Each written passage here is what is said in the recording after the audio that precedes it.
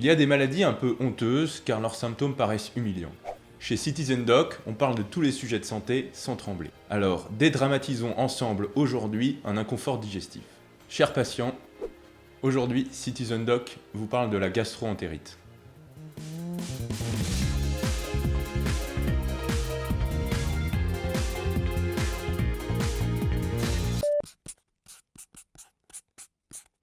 La gastro-entérite, c'est une irritation de la muqueuse du tube digestif, c'est-à-dire une inflammation de l'estomac, de l'intestin, du côlon.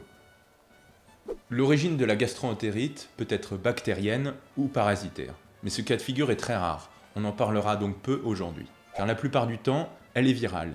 Et en France, le plus gros responsable de la gastro-entérite, votre ennemi, aujourd'hui, c'est le rotavirus.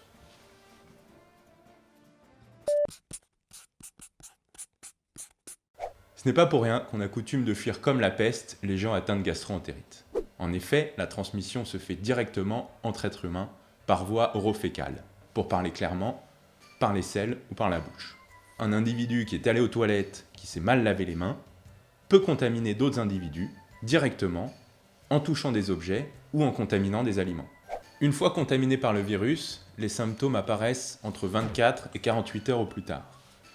La durée de la gastro-entérite dure en moyenne de 3 à 5 jours, mais attention, vous pouvez rester contagieux 3 jours après la disparition des symptômes.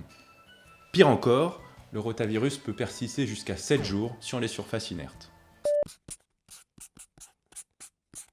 Bassine au pied du lit, surconsommation de papier toilette, désolé, mais il faut évoquer les symptômes de la gastro-entérite.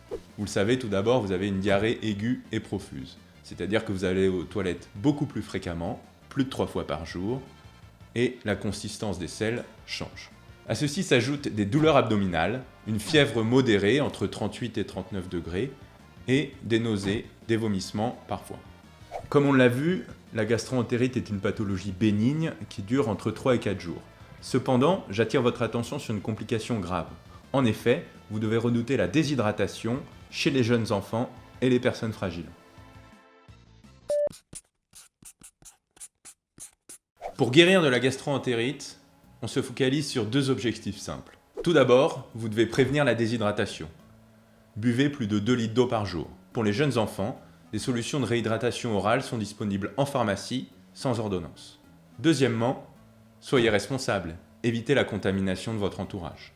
Comme vous le savez, la gastro est majoritairement d'origine virale. Il n'y a donc aucune utilité des antibiotiques. Parfois, votre médecin peut vous prescrire des médicaments de confort, des antidiarrhéiques.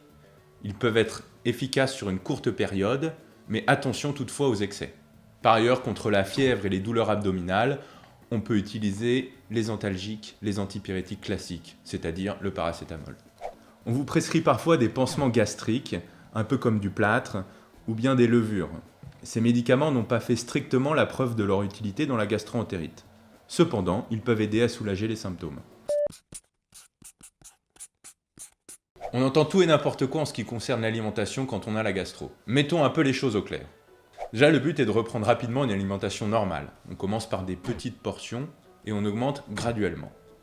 Petit conseil, essayez de manger salé. En effet, le sel retient l'eau dans votre organisme et permet d'éviter la déshydratation. Voici les aliments recommandés et faciles à préparer quand on est malade. Les pâtes, le riz, les viandes maigres comme les volailles, les poissons cuits, les légumes frais ou les légumes cuits. En revanche, il y a des aliments qu'il faut vraiment éviter. Les boissons sucrées ou acides, les jus de fruits sucrés, les fruits secs, les aliments gras ou frits, les plats épicés, les boissons contenant de la caféine et le chocolat. Beaucoup de monde dit souvent qu'il faut consommer ce fameux soda américain en cas de gastro-entérite. C'est en réalité une erreur. Celui-ci est beaucoup trop sucré, ne contient pas assez de sel et ne prévient pas de la déshydratation. En plus, il est trop acide, il peut irriter votre tube digestif et accentuer les diarrhées.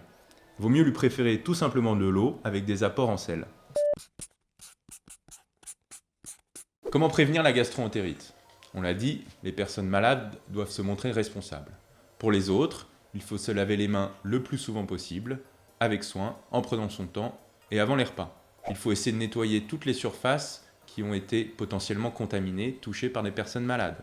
Et enfin, les solutions hydroalcooliques peuvent vous aider, à la maison comme au bureau. Chez CitizenDoc, on essaye de vous éviter des consultations inutiles. En revanche, il existe certains cas où il faut consulter votre médecin généraliste. Par exemple, si vous revenez d'un voyage en pays tropical. Si la personne souffrante est un nourrisson, un jeune enfant ou une personne âgée de plus de 75 ans. Si vous ne parvenez pas à vous réhydrater correctement. Si votre soif est intense, si vous perdez du poids, si vous n'arrivez plus à uriner, si vous avez des troubles de la conscience, et enfin, si vous notez la présence de sang dans les selles. Il existe un vaccin contre le rotavirus. Cependant, celui-ci n'est plus recommandé par les autorités sanitaires depuis mai 2015. En effet, le rapport bénéfice-risque n'est pas à son avantage. Il existe, dans de rares cas, des complications intestinales chez le nourrisson. Merci d'avoir suivi cette vidéo. Vous souhaitez aborder un sujet de santé? Vous avez des suggestions, des questions sur cette vidéo?